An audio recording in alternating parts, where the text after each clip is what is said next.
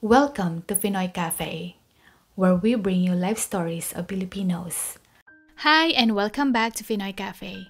Ang kwentong itatampok po natin ngayon ay galing kay Miss Ruby, hindi niya po tunay na pangalan, at ang kanyang nakakatawa at nakakadiring karanasan nung nakipag-date siya. Simulan na po natin ang kanyang kwento. Pasintabi po sa lahat ng mga kumakain. Ipinapangako ko sa sarili ko at kahit itaga ko pa sa bato, ay hindi na ako gagamit ng banyo sa labas ng bahay ko sa tuwing tinatawag ako ng kalikasan. Kahit pa sobrang sakit na ng tiyan ko, ay mas pipiliin ko pang mamatay na lang sa sakit kaysa makibanyo sa ibang lugar. Uuwi ako kapag nakaramdam ako ng pananakit ng tiyan. Kaya naman bago ako lumabas ng bahay, ay tatambay muna ako sa loob ng banyo at magbabaka sakali na makapagbawas. Hindi naman ako ganito dati. Nagsimula lang ito nang dahil sa nakakadiri at daig pa ang sumabog na bomba na diarrhea na lalaking iyon. Ako ay nasa edad na 29, maliksi, malusog, malakas ang pangangatawan at hindi naman maikakailang maganda ang aking panlabas na itsura at maging ang aking kalooban. Nagtatrabaho ako sa isang malaking kumpanya ng soft drinks dito sa bansa. At medyo may kalakihan din ang aking kinikita. Para sa akin, hindi ko nakikita ang sarili ko na magpapakasal o kaya'y magkakaanak. Marahil ay madami na akong nasaksihang mga babae na ikinasal at pagkatapos ay parang naging impyerno ang buhay nila. Napakadami ko na ding nakitang mga bata na nakaririndi dahil sa sobrang tigas ng mga ulo. Siguro naman karamihan sa atin ay nakakita na ng mga batang nag-iiyak at naglulupasay sa sahig ng mall dahil sa hindi nasunod ang gusto o luho nila. Sa totoo lang, kapag nakakakita ako ng ganon, gusto kong paluin hindi lang ang mga bata, kundi ang kanilang mga magulang. Hindi ba nila maturuan ang kanilang mga anak na umintindi at hindi nila madisiplina? Karamihan sa mga kakilala at kaibigan ko ay nagtatanong kung bakit daw hindi man lang ako nakikipag-date. Gayong halos isa daw akong perpektong kandidata bilang isang mabuting may bahay. Medyo kakaiba daw na hindi ako nakikipagrelasyon dahil madami daw silang natutunghayan na mga lalaking umaaya at nagtatanong ng number ko, pero ni minsan wala pa daw akong pinakilalang lalaki sa kanila. Talaga bang single ka? Bakit hindi ka nakikipag-date sa mga lalaki? Paanong nangyari na wala ka pang kasintahan? Ilan lang yan sa mga paulit-ulit na tanong sa akin ng mga lalaki. At ang paulit-ulit kong sagot naman sa kanila ay ganito. Alam nyo, hindi ako naniniwala sa pagpapakasal. At kaya hindi ako nakikipag-date ay dahil alam kong maaring sa kasal ang patunguhan ito. Ayoko naman saktan at paasahin ang lalaking magiging karelasyon ko. At ayoko din naman na makipagrelasyon ng fling lang. Masyado kong nirerespeto at mahal ang sarili ko. Kaya imbes sa lalaki ko ituon ang atensyon ko, mas maigi pang sa sarili ko na lang. Kumbaga ay self-love. Pati rin ang mga malalapit kong mga kaibigang babae, pareho din ang mga tanong at pareho din naman ang mga sagot ko sa kanila. Madalas nilang ginagamit ang mga katagang mawawala na sa kalendaryo ang edad ko. Isang araw, tumawag sa akin ang malapit kong kaibigan para makipagkita. Sa tono ng kanyang boses sa telepono ay tila ba napaka-excited niya na makita ako at hindi siya makapaghintay. Na-curious naman ako kaya nakipagkita ako sa kanya. Nagniningning sa tuwa ang mga mata ng kaibigan ko nung makita niya ako. Ruby! Alam kong ayaw mong makipag-date at maikasal pero nakahanap ako ng lalaking magpapabago ng isip mo. Bigyan mo ng kahit saglit na pagkakataon ang lalaki na ipapakilala ko sa'yo. Subukan mo lang kahit ngayon lang, sige na. Kilig na kilig niyang sabi sa akin, sabay kurot sa tagiliran ko. Bago ko pa man masabi ang palagi kong sagot sa kanya, bigla siyang nagsalita ng, Teka, bago ka humindi, hihingi ako ng isang maliit na pabor sa'yo. Ang lalaking ikinukwento ko ay ang kuya ko at gustong gusto ko na makilala mo siya. Girl, meron na yung sariling negosyo, may 2 sasakyan at natitiyak kong magugustuhan mo siya. Mabait si kuya at alam kong kilala mo siya. Bagay kayong 2 at alam kong magkakasundo kayo. At kung hindi mo siya magugustuhan, doon ko masisiguro na seryoso ka nga talaga sa sinasabi mo. At pangako, pagkatapos nito, hindi na kita tatanungin tungkol sa pakikipagrelasyon o pakikipag-date. Para siyang sales lady na kinukumbinsi ang customer na bumili ng product. Hay, paano kaya to? Labag talaga sa loob ko na gawin yung hinihingi niya. At batid niyang hindi ako kumbinsido. Nang biglang nagpuppy dog eyes siya at nagmamakaawa. Dahil bumenta sa akin ang kanyang puppy dog eyes at mukhang wala akong kawala, kaya naman napapayag na niya ako. Subalit, sinabihan ko siya na hindi ako mangangakong magugustuhan ko ang kuya niya, pero para sa kanya ay makikipagkita ako. Naku, hindi na ako makapaghintay na magkita kayo ni kuya. Alam mo ba, nung ipinakita ko ang picture mo ay talaga namang gustong-gusto niyang makita ka sa personal. Pwede ka ba ngayong Sabado, Tanong niya sa akin. Halos nagtititili siya sa tuwa habang tinitext niya ang kuya niya. Akala mo nga siya iyong makikipag-date. Dumating ang araw ng Sabado. Mas nauna akong nakarating sa lugar na pagtatagpuan namin at naisipan kong umupo malapit sa bintana. Nakita ko siyang bumaba ng kanyang sasakyan at wala nga talaga siyang pinagbago kung ikukumpara sa mga litrato na ipinakita sa akin ng kaibigan ko. Naka-polo shirt siya at naka-khaki pants. Mukha naman siyang mabait. May itsura naman. Sa isip-isip ko habang tinitingnan siya papasok sa loob ng restaurant. Inialok niya ang kanyang kamay at ngumiti. Hello! Bungad niya sa akin. Ngumiti ako at kinamayan ko naman siya. Salamat at dumating ka. Napakadaming kwento ang narinig ko tungkol sa iyo mula sa aking kapatid. Dagdag pa niya. Umorder na kaming dalawa at pansin kong may kalakasan siyang kumain. At hindi ko naiwasang kumunot ang noo ko ng kaunti. Pasensya na, hindi kasi ako nakapag-almusal. Kanina pa ako nagugutom, sabi niya sa akin. Natapos kaming kumain at nagpatuloy sa pagkwentuhan tungkol sa buhay namin at sa iba pang mga bagay. Hindi ko inaakala na may enjoy ko ang setup date naming dalawa. Umorder pa kami ng dessert na may kasamang tea at coffee. Sa totoo lang, siya ang halos nagsasalita sa aming dalawa. At nung lumipas ang isang oras, pansin ko na parang pinagpapawisan siya. Medyo kakaiba iyon dahil aircon ang buong restaurant at maski ako ay giniginaw sa lamig. Kada minutong lumilipas, ay mas dumadami pa ang pawis na tumutulo sa kanyang muka. Tinanong ko kung ayos lang ba siya at sinabi na bigyan ko daw siya ng ilang minuto at nagpaalam na pumunta ng banyo. Sumagot ako ng, okay. 10 minuto na ang lumipas, wala pa din siya. 15 at 20 minuto ay wala pa din. Kaya naman naisipan kong pumunta sa banyo para katukin siya nang bigla siyang lumabas. Nagulat siya at nagkatitigan kami ng ilang segundo nang bigla siyang humaripas ng takbo palabas ng restaurant at sumakay sa kanyang sasakyan at umalis. Nagulat ako at nagtaka kung anong nangyari at tila ba ay nakalimutan niya na kasama niya ako sa sobrang pagmamadali niya. Hindi man lang nagpaalam. Para sa ating mga tagapanood, huwag kalimutang mag-like, share, comment at subscribe. Kung emergency man iyon, sana man lang sinabihan niya ako.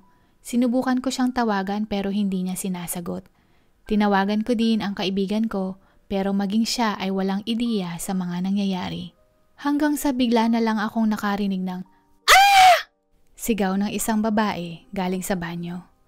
Sa sobrang lakas nito ay napatingin ang mga tao sa kanya at napatakbo din ang manager. Pati ang mga taong nakaupo malapit sa banyo napatayo sa kanilang mesa at nagsisisigaw sa galit. Takang-taka ako sa mga nangyayari kaya nakiusisa na din ako. Habang nagkukumpulan sila, nakita ko na itinuro ako ng isang babae. Biglang lumapit sa akin ang manager ng restaurant. Ma'am, nasaan na po ang asawa niyo na kasama niyo kanina? Tanong niya sa akin. Ha? Hindi ko iyon asawa at umalis na mga ilang minuto na ang nakakalipas. Sagot ko sa kanya. Biglang nagtaas ng boses ang manager at sinabing bakit daw umalis nang hindi man lang inaayos ang gusot na ginawa niya. Anong gulong sinasabi mo? Wala akong kaalam-alam dyan sa ipinaparatang mo. Pagtataray kong sambit sa manager habang nakataas ang isang kilay. Walang modo tong manager, sa isip-isip ko. Sinabi niya na sumama daw ako sa kanya at ipapakita niya sa akin ang ginawa ng kasama ko. Sinundan ko siya at naku po, hindi ako makapaniwala sa nakita ko. Napanganga ako at biglang inilagay ang kamay ko sa bibig ko. Nagkalat ang mga tissue sa loob ng banyo at may mga duming nagtalsikan sa lapag at sa pader. Bumaha din ang loob na halatang galing sa toilet bowl ang kulay brown na tubig. Pansin ko din na umabot na ang tubig sa labas ng banyo. Ah! Nakakadiri! Nakakasulasok! Nakakasuka! Hindi ako nag-iinarte at nagmamalabis. Talagang horror sa mata na kung sino man ang makakasaksi sa senaryong ito na iniwan ng lalaking iyon. Ang daming mga tao ang napiling umalis na lamang sa restaurant at huminto sa kanilang pagkain dahil hindi nila masikmura ang amoy at nakakadiring itsura at brown na tubig na kumalat na sa labas ng banyo. Nahahalata ko din na pinag-uusapan na ako ng mga tao dahil halos lahat sila ay nakatingin sa akin. Hiyang-hiya ako nung mga oras na iyon. Ma'am, kailangan pong panagutan niyo ito, sambit ng manager. Hindi ko pa rin maisip kung anong gagawin ko. Bakit ako? Hindi ako makapag-isip ng maayos at blanko ako sanhi ng pagkahiya at pagpanik. Sa isip-isip ko ay, linisin ko na lang. Hindi ko napansing binigkas ito dahil ang buong akala ko ay kausap ko ang sarili ko. Habang nakatayong parang estatwa malapit sa banyo. Ang sumunod na nangyari ay inabot ng manager ang mop, timba at gloves sa akin. Nanlaki ang mga mata ko at tiningnan yung manager ng may pagkabigla at inihawi niya ang kamay niya sa direksyon ng banyo. Tinulungan naman ako ng tagalinis ng restaurant at inabot kami ng halos kalahating oras para tanggalin ang bara at ang brown na tubig na umapaw sa restaurant. Kumapit sa damit ko ang nakakadiring amoy. Nung matapos na kami, doon na ako unti-unting natauhan at nawala ang pagkalutang ko. Bakit ko nilinis to? Dapat tinawagan ko ang kaibigan ko para ibalik niya ang kapatid niya dito nang malinis niya ang kababuyang iniwan niya. Bakit ko nilinis yun? Kung pwede din naman akong magbayad ng danyos para sa perwisyo na ginawa niya, may pera naman ako. Parang sasabog na ang utak ko, kakaisip at nung papalabas na sana ako ng restaurant ay hinarang ako ulit ng manager at sinabing kailangan ko daw bayaran ang in-order namin. Anak ng, pulang-pula na ang mukha ko at nagpapawis na ang kamay ko sa sobrang kahihiyan ko nung araw na iyon. Binayaran ko ang kinain namin at akala ko pwede na akong umalis. Ngunit humirit pang muli ang manager na dapat ko din daw bayaran yung in-order nung 3 taong umalis sa restaurant nang hindi nagbabayad. Can't this day get any worse? Nung nakauwi na ako, halos 2 oras akong naligo at nagbabad sa tubig. Madaming beses akong nagsabon ng katawan at nag-shampoo ng buhok ko. Hindi din ako nakakain ng hapunan nung gabing iyon dahil naalala ko ang itsura ng banyo. Yung dumi niya na may halo pang buo-buong gulay. Pasensya na po sa mga nagbabasa pero ganun talaga ang natatandaan ko. Dahil wala akong gana kumain ay humiga na lamang ako sa kama. Ngunit hindi rin ako makatulog. Biglang tumunog ang cellphone ko at nakita kong tumatawag ang kaibigan ko. Girl! Kumusta? Anong nangyari?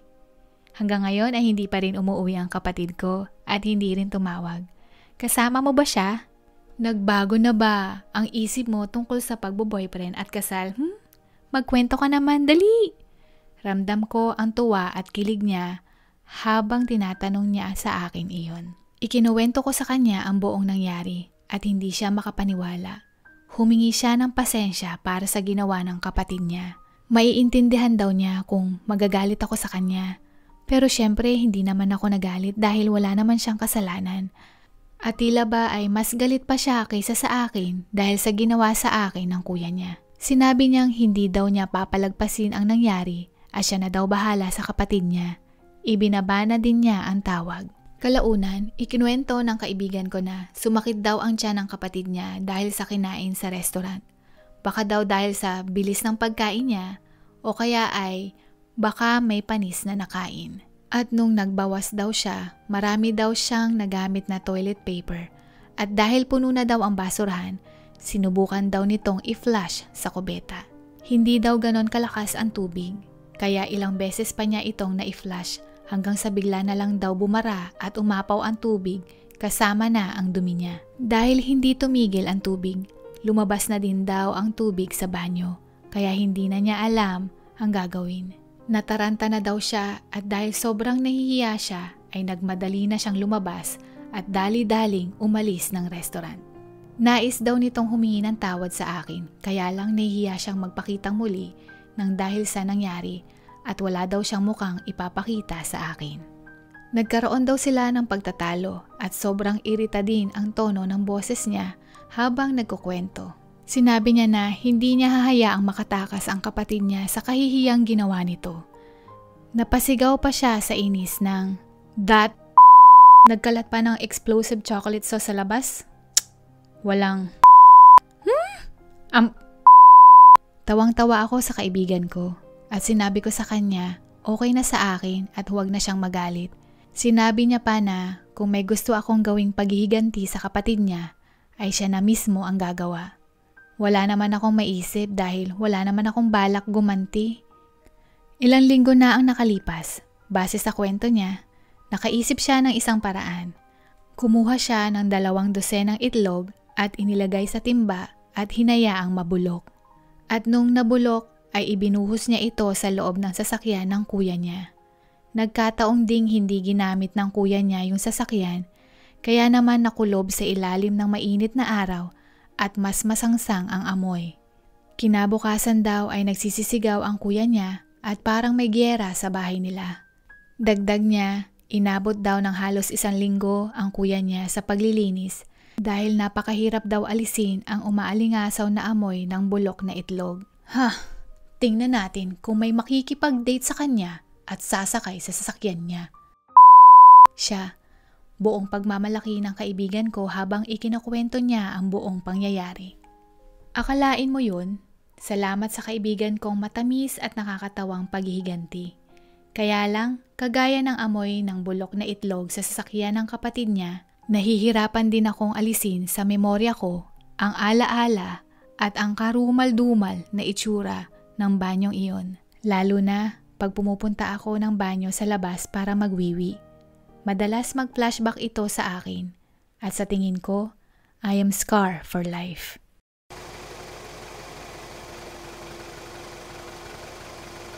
If you like the story, please give it a thumbs up and hit the subscribe button for more. Thank you.